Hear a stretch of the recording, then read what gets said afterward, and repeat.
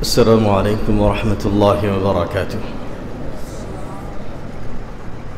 بسم الله الرحمن الرحيم.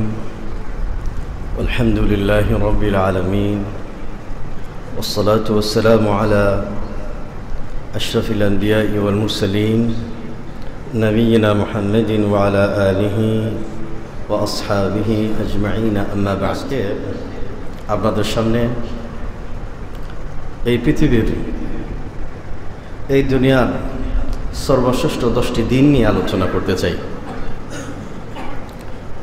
সেজন্য আজকে আলোচনার শিরোনাম করেছি দুনিয়ার সর্বশ্রেষ্ঠ 10 দিন। আমি আমার আলোচনাকে দুটি পয়েন্টে ভাগ করেছি। প্রথম পয়েন্টে দুনিয়ার সর্বশ্রেষ্ঠ 10 দিনের গুরুত্ব নিয়ে আলোচনা, দ্বিতীয় পয়েন্টে দুনিয়ার সর্বশ্রেষ্ঠ 10 দিনের করণীয় আমল নিয়ে আলোচনা করেই আমার আলোচনার ইতি টানব ইনশাআল্লাহ তাআলা। সেই জন্য মহান আল্লাহ সুবহানাহু ওয়া তাআলার কাছে তৌফিক কামনা করি যে এইভাবে আলোচনা করলে আমাদের বোধগম্য হয়, আমাদের আমলের পরিবর্তন হয়, সেইভাবে আলোচনা করার তৌফিক দান করুন, আমরা সবাই বলি আমিন। শুরুতেই আমাদের আলোচনার প্রথম পয়েন্টে আলোচনা করতে চাই, দুনিয়ার সর্বশ্রেষ্ঠ 10 দিনের গুরুত্ব নিয়ে আলোচনা করতে চাই। ইসলামিক ক্যালেন্ডার অনুযায়ী 12 মাসের সর্বশেষ মাস হলো দুলহিজ্জা। কি মাস? দুলহিজ্জা মাস। এই দুলহজ মাস, এই জিলহজ মাসের নামকরণ থেকেই আমরা বুঝতে পারি এটি হলো হজের মাস। কি মাস? হজের মাস। তাই এই মাসটি দুলহজ নামে পরিচিত। এখানে জিলহজ মাসের প্রথম 10 দিনের ফজিলত সম্পর্কে আমরা অনেকে জানি না। আমরা অনেকে এই জিলহজ মাসের প্রথম 10 দিনের গুরুত্ব ফজিলত সম্পর্কে আমরা ওয়াকিফ হাল নই। আমরা এই মর্ম, এর গুরুত্ব আমরা অনেকেই উপলব্ধি করতে পারি না। অথচ এই জিলহজ মাসের প্রথম 10 দিনেই হাজিরা হজের মৌসুমে তারা আগমন করেন, এবং বিশেষ করে যারা হজের মৌসুমে আগমন করতে পারেন না, যাদের হজ করার সামর্থ্য নেই অথবা অন্য কোনো কারণে হজে যেতে পারছেন না, তাদের জন্য এই জিলহজ মাসের প্রথম 10 দিন অত্যন্ত গুরুত্বপূর্ণ এবং ফজিলতের। অল্প সময়ে অধিক নেক উপার্জন করা, নেক আমলের দিনগুলি হলো, দিবসগুলি হলো এই জিলহজ মাসের প্রথম 10 দিন। এই জিলহজ মাসের প্রথম 10 দিনকে 4টি কারণে যথেষ্ট গুরুত্বপূর্ণ এবং ফজিলতপূর্ণ করা হয়েছে। কয়টি কারণে? 4টি কারণে এই জিলহজ মাসের প্রথম 10 দিনকে অত্যন্ত গুরুত্বপূর্ণ এবং ফজিলতপূর্ণ করা হয়েছে। তার মধ্যে প্রথম কারণ হলো মহান আল্লাহ সুবহানাহু ওয়া তাআলা তার মহাগ্রন্থ আল কোরআনুল কারীমের মধ্যে এই জিলহজ মাসের প্রথম 10 দিনের রাত্রি সম্পর্কে তিনি কসম করেছেন। কি করেছেন? কসম করেছেন, শপথ করেছেন। যেমনটি সূরাতুল ফজরের শুরুতেই আল্লাহ রাব্বুল আলামিন ইরশাদ করছেন, ওয়াল ফাজরি ওয়া লায়ালিন আশর, কসম ফজরের, ওয়া লায়ালিন আশরিন, ওয়া লায়ালিন আশর, কসম 10 রাত্রি সমূহের। এখানে আল্লাহ সুবহানাহু ওয়া তাআলা ফজরের কসম করার পর 10টি রাত্রির কসম করেছেন।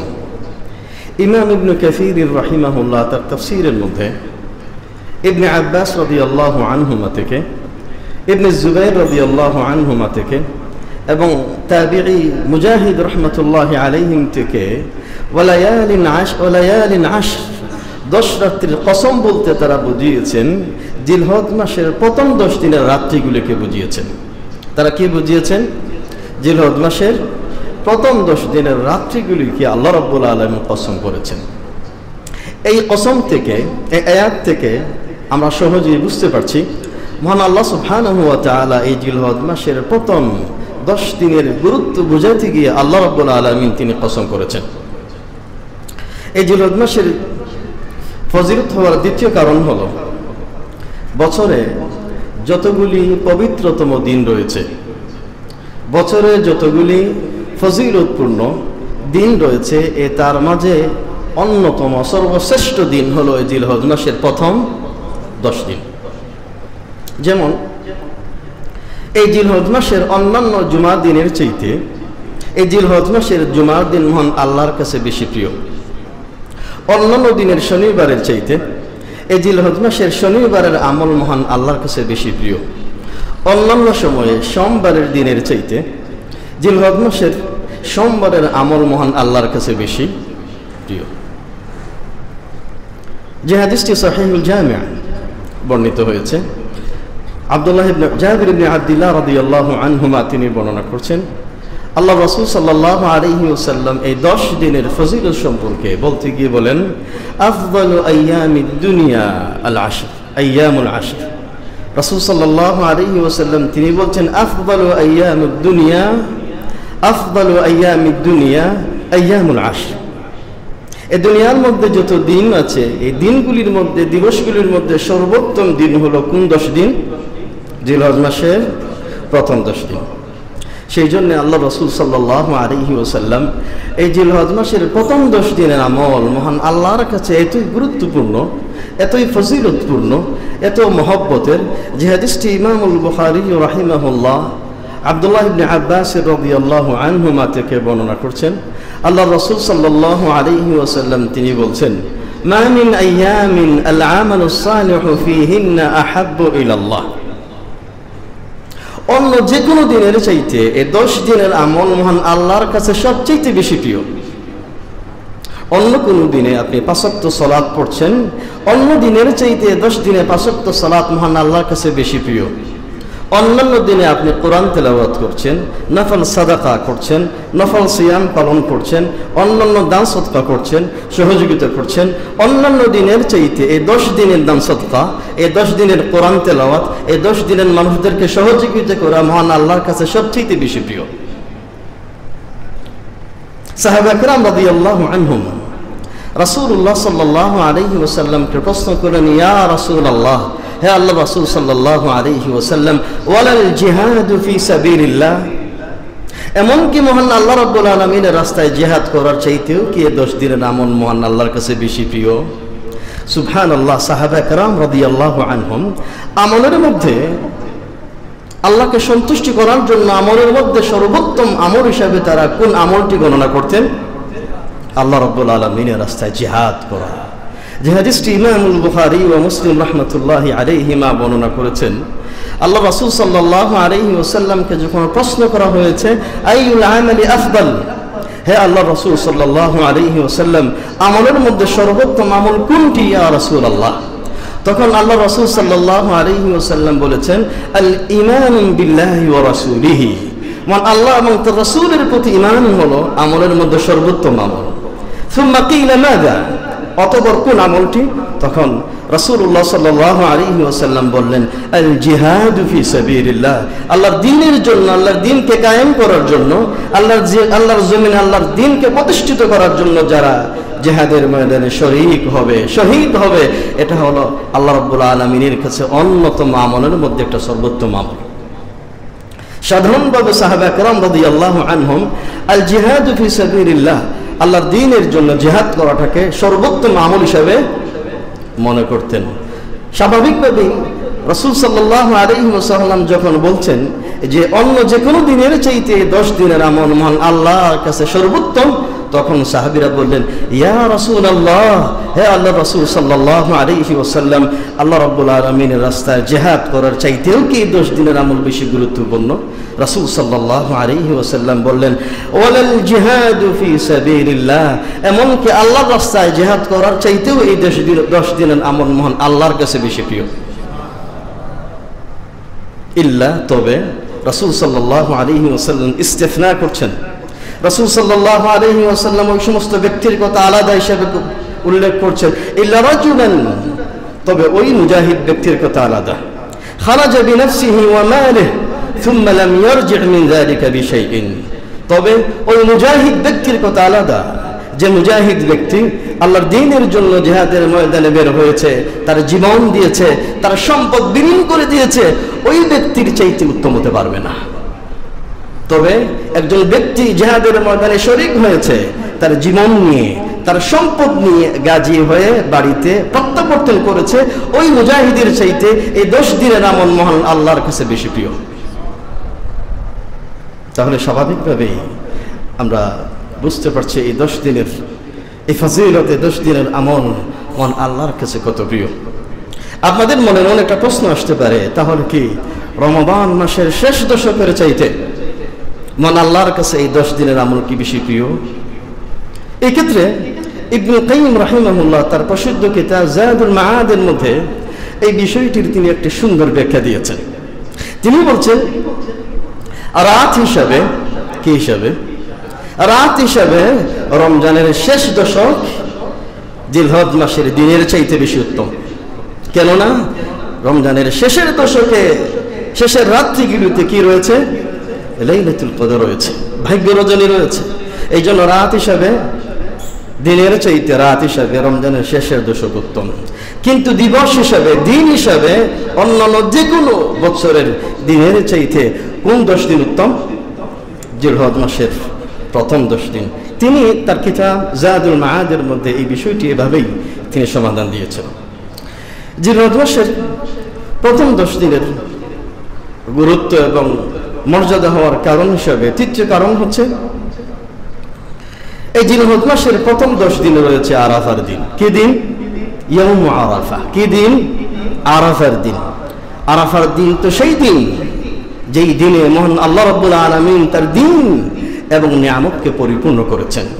বিশ্বনবী মুহাম্মদ সাল্লাল্লাহু আলাইহি ওয়াসাল্লাম বিদায় হজের মুহূর্তে আরাফার ময়দানে যখন তিনি অবস্থান করছেন, তখনই আল্লাহ সুবহানাহু ওয়া তাআলা তার নবী মুহাম্মদ সাল্লাল্লাহু আলাইহি ওয়াসাল্লামের উপরে আল-ইয়াউমা আকমালতু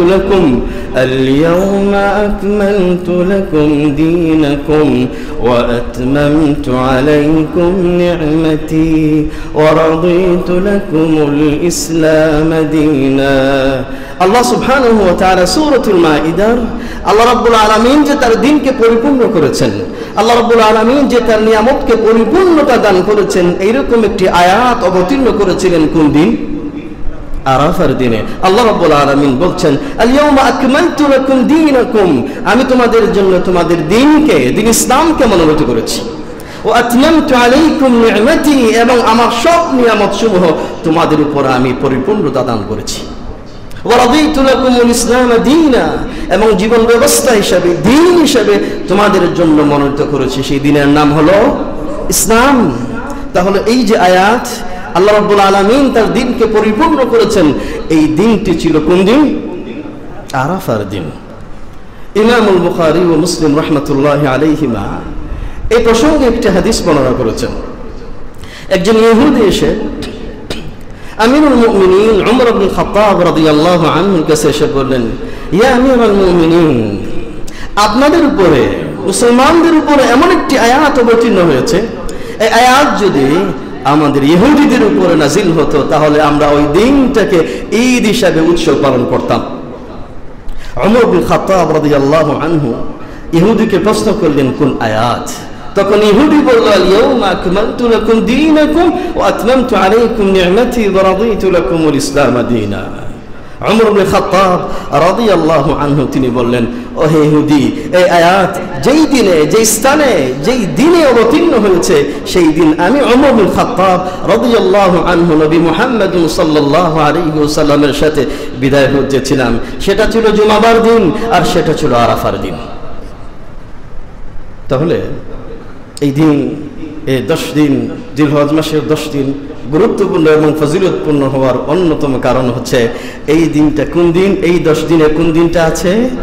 আরাফের দিন আছে।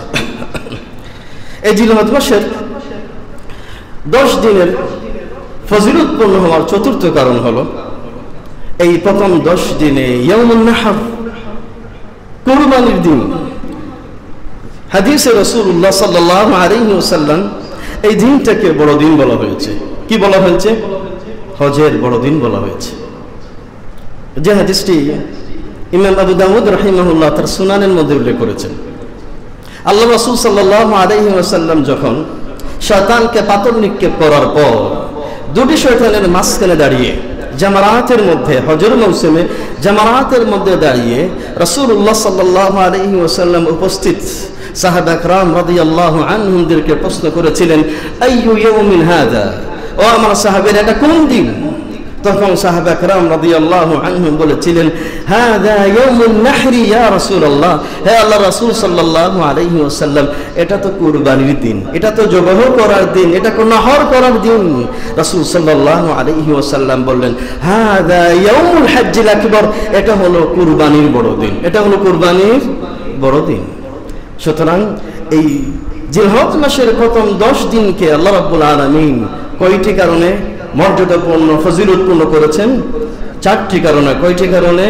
4টি কারণে। এর প্রথম এর কারণ উল্লেখ করেছি আপনাদের সামনে। আল্লাহ সুবহানাহু ওয়া তাআলা এই জিলহজ মাসের রাত্রিগুলিকে 10 রাত্রি সম্পর্কে কি করেছেন? পছন্দ করেছেন। কি করেছেন? পছন্দ করেছেন। দ্বিতীয় বিষয়টি আপনাদের সামনে উল্লেখ করেছে যে বিশ্বনবী মুহাম্মদুন সাল্লাল্লাহু আলাইহি ওয়াসাল্লাম এই 10 দিনের আমল, এই 10 দিনের ইবাদত অন্য যে কোনো দিনের চাইতে 10 দিনের আমল মন আল্লাহর কাছে সবচেয়ে বেশি প্রিয়, বেশি মহব্বতের। তৃতীয় কারণ আপনাদের সামনে উল্লেখ করেছে যে এই জিলহজ মাসের প্রথম 10 দিনে ইয়াউম আরাফা, কোন দিন আছে? আরাফার দিন আছে। চতুর্থ কারণ আপনাদের সামনে উল্লেখ করেছি, এই জিলহজ মাসের প্রথম 10 দিনের শেষ 10 দিনের 10 তারিখে কোন দিন আছে? হজের বড় দিন আছে। হজের বড় দিন আছে। আমার সম্মানিত উপস্থিত দিনী ভাইয়েরা, আমরা আমাদের এই আলোচনার প্রথম পয়েন্ট আলোচনা করার পর স্বাভাবিকভাবেই আমাদের মনের মধ্যে এটি কৌতূহল জাগ্রত হয়েছে, এটি উৎসাহ উদ্দীপনা সৃষ্টি হয়েছে যে আল্লাহ সুবহানাহু ওয়া তাআলা এই জিলহজ মাসের প্রথম 10 দিনকে এত গুরুত্বপূর্ণ করেছেন, এত ফজিলতপূর্ণ করেছেন, তাহলে তো অবশ্যই আমলের যথার্থ গুরুত্ব এবং ফজিলত রয়েছে। এই জন্য এই পর্যায়ে আপনাদের সামনে এই জিলহজ মাসের প্রথম 10 দিনের করণীয় 5টি আমল নিয়ে আলোচনা করব ইনশাআল্লাহ তাআলা। কয়টি আমল নিয়ে আলোচনা করব সবাই বলেন? 5টি আমল। সংক্ষিপ্ত পরিসরে আমরা এই 5টি করণীয় আমল সম্পর্কে আলোচনা করার চেষ্টা করছি। এই জিলহজ মাসের এই প্রথম 10 দিনে আমাদের জন্য অত্যন্ত গুরুত্বপূর্ণ 5টি আমলের মধ্যে প্রথম আমলটি হচ্ছে 10 দিনের সাধারণ আমল সালেহ। 10 দিনের সাধারণ যে কোনো আমল সালেহ, যে আমল মহান আল্লাহ রাব্বুল আলামিনের সন্তুষ্টি পালনের জন্য করা হয়, যে আমল বিশ্বনবী মুহাম্মদুন সাল্লাল্লাহু আলাইহি ওয়াসাল্লামের সুন্নাহ মোতাবেক করা হয়, তাকেই বলা হয় আমলে সালেহ। তাকে কি বলা হয়? আমলে সালেহ বলা হয়।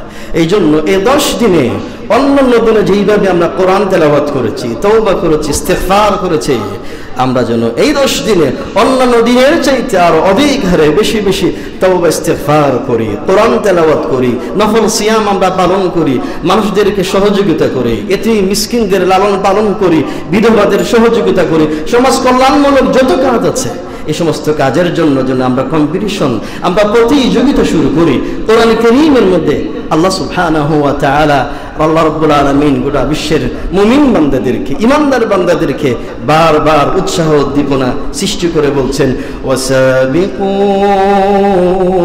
ইলা মাগফিরাতিন মির রাব্বিকুম, তোমরা মহান আল্লাহর দ্বীনের প্রতি, আল্লাহর মাগফিরাতের দিকে তোমরা মুসাবাকা করো, কম্পিটিশন করো। অন্য আয়াতের মধ্যে আল্লাহ রাব্বুল আলামিন বললেন, ওয়াসারিউ ইলা মাগফিরাতিন মির রাব্বিকুম, তোমরা আল্লাহর মাগফিরাতের দিকে, জান্নাতের দিকে তোমরা দৌড়ে এসো। আমরা এই দিনগুলি হচ্ছে আমাদের জন্য অত্যন্ত গুরুত্বপূর্ণ এবং ফজিলতের। যত আমলে সালেহ রয়েছে প্রত্যেকটি আমলে সালেহ করার জন্য আমরা প্রস্তুতি গ্রহণ করি। পারবো তো ইনশাআল্লাহ তাআলা? আল্লাহ রাসূল সাল্লাল্লাহু আলাইহি ওয়াসাল্লাম তিনি বলছেন, মা মিন আইয়ামিন আল আমালুস সালিহু ফীহিন্না আহাব্বু ইলাল্লাহি মিন হাযিহিল আইয়াম, অন্যান্য যে কোনো দিনের চাইতে 10 দিনের আমল মন আল্লাহর কাছে বেশি প্রিয়। এই প্রিয় আমলকে আমাদের করার প্রয়োজন আছে কিনা বলেন? আল্লাহর কাছে আল্লাহর প্রিয় বান্দা হওয়ার, আল্লাহর প্রিয় মহব্বতের মানুষ হওয়ার আমাদের প্রয়োজন আছে কিনা বলেন? আমরা আসুন না আল্লাহর প্রিয় বান্দা হওয়ার, প্রিয় মানুষের তালিকায় অন্তর্ভুক্ত হওয়ার আল্লাহ রাব্বুল আলামিন আমাদের তৌফিক দান করুন। আমরা সবাই বলি আমিন। এই জিলহজ মাসের আমাদের করণীয় দ্বিতীয় বিশেষ একটি আমল আছে। সে বিশেষ আমলটি হচ্ছে অধিক হারে মহান আল্লাহ সুবহানাহু ওয়া তাআলার স্মরণ করা, জিকির করা। অধিক হারে কার জিকির করা? মহান আল্লাহ সুবহানাহু ওয়া তাআলা স্মরণ করা, জিকির করা। যে হাদিসটি ইমাম আহমদ রাহিমাহুল্লাহ তার মুসনাদের মধ্যে উল্লেখ করেছেন। আল্লাহ রাসূল সাল্লাল্লাহু আলাইহি ওয়াসাল্লামের সাহাবী আব্দুল্লাহ ইবনে উমর রাদিয়াল্লাহু আনহুমা থেকে বর্ণনা করেছেন, আল্লাহ রাসূল সাল্লাল্লাহু আলাইহি ওয়াসাল্লাম তিনি বলছেন, মা মিন আইয়ামিন আ'যামু ইনদাল্লাহ ওয়ালা আহাব্বা ইলাইহি মিনাল আমালি ফীহিন্না মিন হাযিহিল আশর। মহান আল্লাহ রাব্বুল আলামিনের কাছে অন্য যে কোনো দিনের চাইতে এই 10 দিনের আমল মহান আল্লাহর কাছে সবচেয়ে বেশি প্রিয়। সুতরাং আল্লাহ রাসূল সাল্লাল্লাহু আলাইহি ওয়াসাল্লাম আমাদেরকে এই প্রিয় আমলটির কথা উল্লেখ করতে গিয়ে বিশেষ করে আমাদেরকে একটি নির্দিষ্ট করে একটি আমলের প্রতি উৎসাহ সৃষ্টি করছেন, ফাকসিরু ফীহিন্না মিনাত তাহলিলি ওয়াত তাকবীরি ওয়াত তাহমিদ। সুতরাং তোমরা বেশি বেশি এই 10 দিনে বেশি বেশি মিনাত তাহলিলি লা ইলাহা ইল্লাল্লাহ পাঠ করো, তোমরা বেশি বেশি ওয়াত তাকবীরি বেশি বেশি আল্লাহু আকবার পাঠ করো, তোমরা বেশি বেশি আলহামদুলিল্লাহ মহান আল্লাহ রাব্বুল আলামিনের প্রশংসা করো। এজন্য আমাদের প্রত্যেকেরই যখনই জিলহজ মাসের চাঁদের সূচনা হবে, জিলহজ মাসের চাঁদের উদয় হবে, জিলহজ মাসের চাঁদের সাথে আমাদের সাক্ষাৎ হবে, তখন থেকেই আমরা গোটা 10 দিন আল্লাহু আকবার লা ইলাহা ইল্লাল্লাহ ওয়াল্লাহু আকবার ওয়ালিল্লাহিল হামদ এই তাকবীর যেন আমরা দিতে পারি, এই তাকবীরের ধ্বনি দিয়ে যেন আমরা গোটা দেশ গোটা এলাকা প্রকম্পিত করতে পারি। বিশেষ করে আল্লাহ রাসূল সাল্লাল্লাহু আলাইহি ওয়াসাল্লামের সাহাবী আব্দুল্লাহ ইবনে উমর রাদিয়াল্লাহু আনহুমা এবং আবু হুরায়রা রাদিয়াল্লাহু আনহুমা তারা এই 10 দিনে জিলহজ মাসে ঘর থেকে এই তাকবীরের ধ্বনি দিতে দিতে ঘর থেকে বের হতেন, বাজারের মধ্যে প্রবেশ করতেন, রাস্তাঘাটে প্রবেশ করতেন, অন্যান্য জায়গায় তারা আগমন করতেন, এমনকি হজের মৌসুমে মিনাতে পর্যন্ত তারা আগমন করে এই তাকবীর দিতেন, আল্লাহু আকবার লা ইলাহা ইল্লাল্লাহ ওয়াল্লাহু আকবার ওয়ালিল্লাহিল হামদ। এই তাকবীর শুনে বাজারের লোকেরা, এই তাকবীর শুনে রাস্তাঘাটের লোকেরাও তাদের তাকবীর শুনে তারাও তাকবীর দেওয়া শুরু করে দিত। এই তাকবীরের প্রচলন আসলে আমাদের এই উপমহাদেশে দেখতে পাওয়া যায় না, কিন্তু আরব দেশে আলহামদুলিল্লাহ আরব দেশে সেখানে যখন এই জিলহজ মাসের চাঁদ উদয় হয় তখন থেকে রাস্তাঘাটে কলকারখানায় প্রত্যেকটি জায়গায় এই তাকবীরের ধ্বনি, এই আল্লাহ রাব্বুল আলামিনের সার্বভৌমত্বের ধ্বনি, এই তাওহীদের ধ্বনি প্রত্যেকটি জায়গায় আলোড়ন সৃষ্টি হয়, প্রত্যেকটি জায়গায় মানুষেরা প্রতিযোগিতা করে এই তাকবীর দিতে থাকে। এজন্য আমরা আজকের এই সন্ধ্যা থেকে চাঁদ উদয় হয়ে যাবে জিলহজ মাসে, তো সেখান সেই সময় থেকেই যেন আমরা আল্লাহু আকবার লা ইলাহা ইল্লাল্লাহ ওয়াল্লাহু আকবার ওয়ালিল্লাহিল হামদ এই বিশ্বনবী মুহাম্মদ সাল্লাল্লাহু আলাইহি ওয়াসাল্লামের এই মৃত সুন্নতটি যেন আমরা জীবন দান করতে পারি, এই মৃত সুন্নতটি যেন আমরা নতুন করে যেন আমরা আমাদের সমাজের মধ্যে আবার নিয়ে আসতে পারি। আমরা পারবো তো ইনশাআল্লাহ তাআলা। আল্লাহ রাব্বুল আলামিন আমাদের তৌফিক দান করুন, আমরা সবাই বলি আমিন। এই তাকবীর, এই তাহলিল, এই তাহমিদ শুধুমাত্র একটা শুধু জিকিরই না, এই তাকবীর, এই তাহমিদ, এই তাহলিলের মধ্যে আল্লাহ রাব্বুল আলামিন এই অফুরন্ত সওয়াব কিন্তু আমাদের আমলনামার মধ্যে আল্লাহ রাব্বুল আলামিন লিখে দেবেন। যে হাদিসটি সুনান তিরমিজির মধ্যে বর্ণিত হয়েছে, আল্লাহ রাসূল সাল্লাল্লাহু আলাইহি ওয়াসাল্লামের সাহাবী আব্দুল্লাহ ইবনে মাসউদ রাদিয়াল্লাহু আনহু তিনি বলেন, রাসূলুল্লাহ সাল্লাল্লাহু আলাইহি ওয়াসাল্লাম তিনি বলছেন, লাকিতু ইব্রাহিম আলাইহিস সালাতু ওয়াস সালাম লাইলাতা উসরিয়া বি। রাসূল সাল্লাল্লাহু আলাইহি ওয়াসাল্লাম যখন মেরাজে গেলেন, মেরাজে যাওয়ার পরে একটি আসমানের মধ্যে ইব্রাহিম আলাইহিস সালাতু ওয়াস সালামের সাথে সাক্ষাৎ হলো। ইব্রাহিম আলাইহিস সালাতু ওয়াস সালাম তিনি নবী মুহাম্মদ সাল্লাল্লাহু আলাইহি ওয়াসাল্লামকে বললেন, ইয়া মুহাম্মদ আকরি উম্মাতাকা মিন্নিস সালাম। হে মুহাম্মদ সাল্লাল্লাহু আলাইহি ওয়াসাল্লাম, তুমি আমি ইব্রাহিম আলাইহিস সালাতু ওয়াস সালামের পক্ষ থেকে তোমার উম্মতের কাছে আমার সালাম পৌঁছে দেবে। ওয়া আখবিরহুম আন্নাল জান্নাতা তাইয়্যিবাতুত তুরবা, এবং তাদেরকে তুমি জানিয়ে দিবে জান্নাতের মাটি খুবই উর্বর। ওয়া আন্নাহা কিয়া ওয়া আযবাতুল মা, এবং জান্নাতের পানি খুবই সুমিষ্ট। ওয়া আন্নাহা কিয়ান, এবং জান্নাতের মাটি, এই জান্নাতের জমি একটি সমতল ভূমি। রাসূল সাল্লাল্লাহু আলাইহি ওয়াসাল্লাম বলছেন, এই সমতল ভূমির মধ্যে, এই উর্বর মাটির মধ্যে কেউ যদি বীজ গাছ বৃক্ষ রোপণ করতে চায় সেজন্য গিরাসুহা সুবহানাল্লাহ, সেজন্য বলে সুবহানাল্লাহ, ওই ব্যক্তির জন্য জান্নাতের মধ্যে একটি বৃক্ষ রোপণ হয়ে যাবে। কেউ যদি বলে আলহামদুলিল্লাহ, ওই ব্যক্তির মধ্যে জন্য জান্নাতের মধ্যে আরেকটি বৃক্ষ রোপণ হয়ে যাবে। কেউ যদি বলে ওয়ালা ইলাহা ইল্লাল্লাহ ওয়াল্লাহু আকবার, এই কালিমা যদি পাঠ করে উচ্চারণ করে ওই ব্যক্তির জন্য জান্নাতের মধ্যে আরেকটি বৃক্ষ রোপণ হয়ে যাবে। তাহলে এই জিকির, এই দোয়াটি, জিকিরটি শুধু আমাদের জন্য জিকির নয়, এটা আমাদের জন্য অফুরন্ত সওয়াব আমলনামার মধ্যে আল্লাহ রাব্বুল আলামিন লিখে দিবেন ইনশাআল্লাহ তাআলা। আমার সম্মানিত উপস্থিতি, এই জিলহজ মাসের করণীয় আমলের মধ্যে তৃতীয় করণীয় আমল হচ্ছে আমরা এই জিলহজ মাসের 1 তারিখ থেকে 9 তারিখ পর্যন্ত এই নফল সিয়াম পালন করার চেষ্টা করা। রাসূল সাল্লাল্লাহু আলাইহি ওয়াসাল্লাম তিনি এই জিলহজ মাসের 1 থেকে 9 তারিখ পর্যন্ত সিয়াম পালন করেছেন। কেউ যদি এই জিলহজ মাসের 1 তারিখ থেকে 9 তারিখ পর্যন্ত সিয়াম পালন করতে না পারে, কমপক্ষে এই জিলহজ মাসের 9 তারিখ, বিশেষ করে ইয়ৌম আরাফা, আরাফার দিনের সিয়াম, যে দিনটিতে আরাফার ময়দানে লক্ষ লক্ষ হাজী সাহেবগণ সমবেত হন, সেই দিনেই সিয়াম পালন করা সুন্নাহ। এবং সেই দিনে সিয়াম পালন করা সম্পর্কে যে হাদিসটি ইমাম মুসলিম রাহিমাহুল্লাহ তার সহিহের মধ্যে বর্ণনা করেছেন, আবি কাতাদা আল আনসারী রাদিয়াল্লাহু আনহু তিনি বলেন, রাসূলুল্লাহ সাল্লাল্লাহু আলাইহি ওয়াসাল্লাম তিনি বলছেন, সিয়ামু ইয়াউমি আরাফা, আরাফার দিনের সিয়াম। কোন দিনের সিয়াম? আরাফার দিনের সিয়াম। যেই দিনে, যেই সময়ে, যেই মুহূর্তে আরাফার ময়দানে হাজীগণ কি হন, আরাফার ময়দানে সমবেত হন, সেই দিনে ইন্নী আহতাসিবু আলাল্লাহি আইয়ুকাফিরা আস-সানাতাল্লাতী ক্বাবলাহু ওয়াস-সানাতাল্লাতী বা'দাহু, আমি নবী মুহাম্মদ সাল্লাল্লাহু আলাইহি ওয়াসাল্লাম আশা পোষণ করি, কেউ যদি এই আরাফার দিনে সিয়াম বা রোজা পালন করে, আল্লাহ রাব্বুল আলামিন তার পিছনের 1 বছরের গুনাহ এবং সামনের 1 বছরের গুনাহ আল্লাহ মাফ করে দিবেন।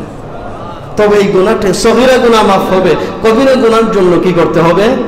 খালেস নিয়তে মন আল্লাহর কাছে তওবা করতে হবে। এই হাদিসটি যদি আপনি একটু উপলব্ধি করেন যে আল্লাহ রাব্বুল আলামিন পিছনের 1 বছরের সগীরা গুনাহ মাফ করবেন, কিন্তু আগামী বছরের সগীরা গুনাহ এখনো পর্যন্ত আপনার দ্বারা সংগঠিত হয়নি, তাহলে তার ব্যাখ্যাটা কি? উলামা একরাম রাহমাতুল্লাহ আলাইহিম ওয়াস-সানাতাল্লাতী বা'দাহু, পরবর্তী বছরের গুনাহ এর ব্যাখ্যা করেছেন, পরবর্তী বছর আল্লাহ রাব্বুল আলামিন বান্দা যাতে গুনাহ না করে সেই জন্য আল্লাহ রাব্বুল আলামিন তাকে তৌফিক দান করবেন।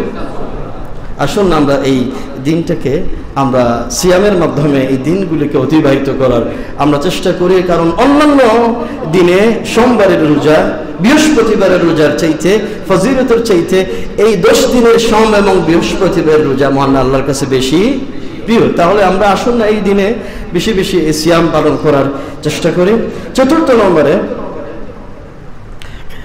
এই জিলহজ মাসের প্রথম 10 দিনের আমলের মধ্যে একটি গুরুত্বপূর্ণ আমল হচ্ছে, আমাদের মধ্যে যারা এই কোরবানির মাস উপলক্ষে কোরবানি দিতে যারা ইচ্ছুক, যারা পরিকল্পনা গ্রহণ করেছেন, যারা কোরবানি দিতে আগ্রহী হয়েছেন এবং তারা এই বছরই কোরবানি দিবেন, এইরকম এই সমস্ত ব্যক্তিদের উপরে যখনই জিলহজ মাসের চাঁদ উদয় হবে তখন থেকে চুল, নখ এবং শরীরের যে কোনো পশম কর্তন করা যাবে না, যে কোনো পশম কর্তন করা যাবে না। এই মর্মে বিশ্বনবী মুহাম্মদ সাল্লাল্লাহু আলাইহি ওয়াসাল্লামের পক্ষ থেকে সুস্পষ্ট সহিহ হাদিস বর্ণিত হয়েছে এবং রাসূল সাল্লাল্লাহু আলাইহি ওয়াসাল্লাম যারা কুরবানি দিতে ইচ্ছুক, কুরবানি করার পরিকল্পনা গ্রহণ করেছেন, তাদের ব্যাপারে রাসূল সাল্লাল্লাহু আলাইহি ওয়াসাল্লাম শরীরের চুল, মাথার চুল অথবা মুখের গোঁফ অথবা দাড়ি অথবা শরীরে যে কোনো পশম কর্তন করা তিনি নিষেধ করে দিয়েছেন।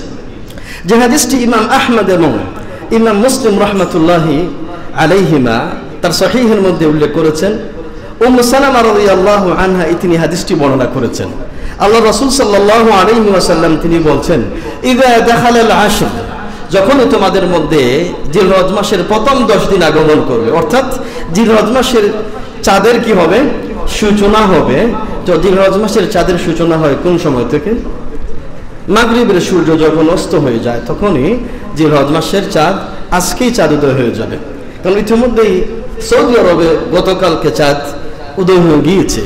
তো স্বাভাবিকভাবেই আমাদের দেশে যখন সৌদি আরবে চাঁদ উদয় হয়ে যায়, তো স্বাভাবিকভাবে অটোমেটিকলি আমাদের দেশে চাঁদ দেখার আর কোনো কষ্ট করতে হয় না। পরবর্তী দিন অটোমেটিকলি আমাদের ঈদ রোজা আমাদের স্বাভাবিকভাবে আমরা পালন করে থাকি। তো এক্ষেত্রে রাসূল সাল্লাল্লাহু আলাইহি ওয়াসাল্লামের পক্ষ থেকে একটি হাদিস বর্ণিত হয়েছে। আল্লাহ রাসূল সাল্লাল্লাহু আলাইহি ওয়াসাল্লাম তিনি বলছেন, ইযা দাখালা আল আশরু, যখন জিলহজ মাসের চাঁদ উদয় হবে, ওয়া আরাদা আহাদুকুম আইয়ুদাহিয়া, এবং তোমাদের মধ্যে কেউ যদি কুরবানি করার ইচ্ছা পোষণ করবে, ফালা ইয়ামাসসা মিন শা'রিহি ওয়ালা মিন বাশারিহি শাইআ, সে যেন তার মাথার চুল এবং শরীরের যে কোনো পশম কর্তন না করে। এটা রাসূল সাল্লাল্লাহু আলাইহি ওয়াসাল্লাম সুস্পষ্টভাবে তিনি নিষেধ করে দিয়েছেন। এই জন্য আমরা যারা আমাদের মধ্যে যারা কুরবানি করার পরিকল্পনা গ্রহণ করেছি, আমরাও জিলহজ মাসের চাঁদ উদয় হওয়ার পর থেকে যেন আমরা আমাদের চুল, আমরা আমাদের নখ, আমরা আমাদের দাড়ি, আমরা আমাদের মোজ বা শরীরে যে কোনো পশম কোনো কর্তন না করি। এই মাসআলার ক্ষেত্রে উলামা کرام রাহমাতুল্লাহ আলাইহিম এই কর্তন না করার বিষয়টি কেউ কেউ ওয়াজিব বলেছেন, কেউ আবার এটাকে সুন্নাহ বলেছেন, কেউ আবার এটাকে মুবাহ বলেছেন। তো যাই হোক, যেহেতু রাসূলুল্লাহ সাল্লাল্লাহু আলাইহি ওয়াসাল্লামের জবান থেকে তিনি নিষেধ করেছেন, এই জন্য আমরা সবাই, আমরা যারা কুরবানি করার ইচ্ছা পোষণ করব, আমরা যেন এই চুল, নখ এবং আমাদের শরীরের অন্যান্য পশম যেন আমরা কর্তন না করি। এবং আরেকটি মাসআলা এই বিষয়ের সাথে সংশ্লিষ্ট বিষয়টি হচ্ছে যে এই হুকুমটি যিনি কুরবানি করবেন তিনি পালন করবেন না, তিনি তার পরিবারের সদস্যরাও, অন্যান্য সদস্যরাও কি এই হুকুমটি, বিধানটি তারা পালন করবেন কিনা। এক্ষেত্রে উলামা کرام রাহমাতুল্লাহ আলাইহিমের পক্ষ থেকে পক্ষে বিপক্ষে দুটি মত চলে আসছে।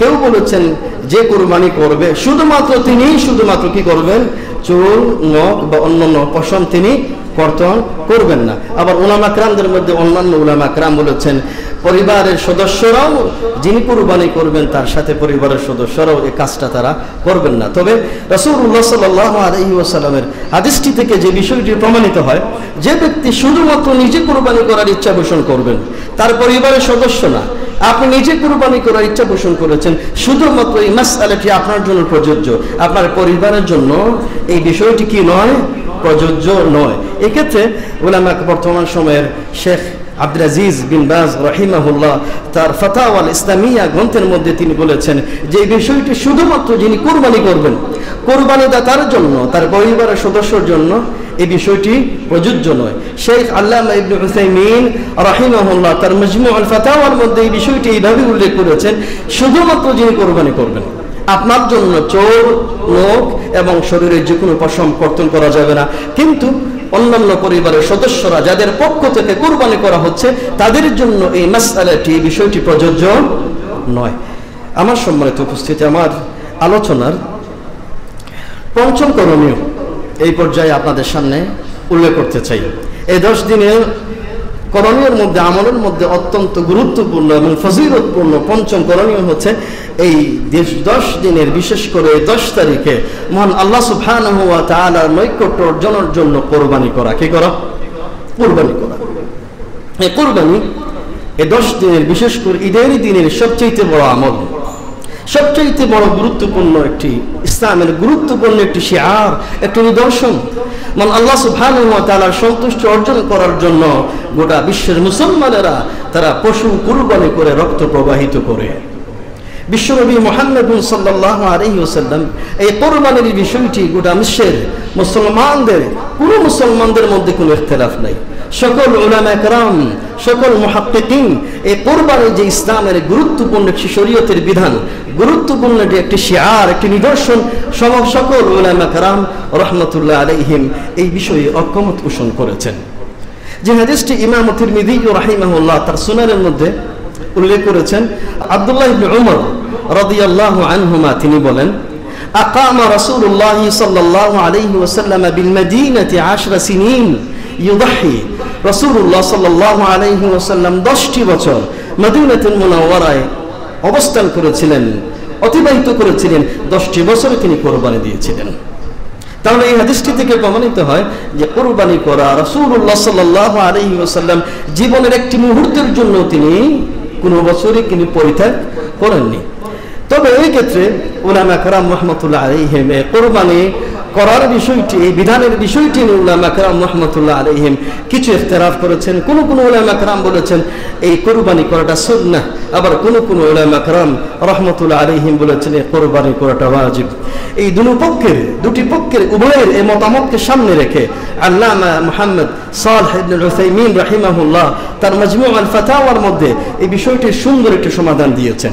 তিনি বলেছেন যে সমস্ত উলামা কেরাম রাহমাতুল্লাহ আলাইহিম কুরবানি করাটা ওয়াজিব বলেছেন, আবার যে সমস্ত উলামা কেরাম এই কুরবানি করাটা সুন্নাহ বলেছেন, তাদের এই বক্তব্যগুলি পরস্পর বিরোধী নয়। তিনি বলছেন যে পরস্পরের বক্তব্যগুলো যদি একসাথে করে সার্বিকভাবে আলোচনা করা যায়, তাহলে সার কথা হলো কুরবানি করাটা যে ওয়াজিব, কুরবানি করাটা যে গুরুত্বপূর্ণ একটি ওয়াজিব, এই বিষয়টির প্রতি ইবনে উসাইমিন রাহিমাহুল্লাহ তিনি বেশি গুরুত্ব দিয়েছেন। এবং এই মতামতটি ইমাম আবু হানিফা রাহিমাহুল্লাহ তার এই মতামত, এবং এই মতামতকে সমর্থন করেছেন ইবনে তাইমিয়াহ রাহিমাহুল্লাহ তার মাজমু আল ফাতাওয়ার মধ্যে। এই জন্য এই কুরবানির বিষয়টি, এটাকে আমরা এত হালকা করে দেখার কোনো সুযোগ নেই।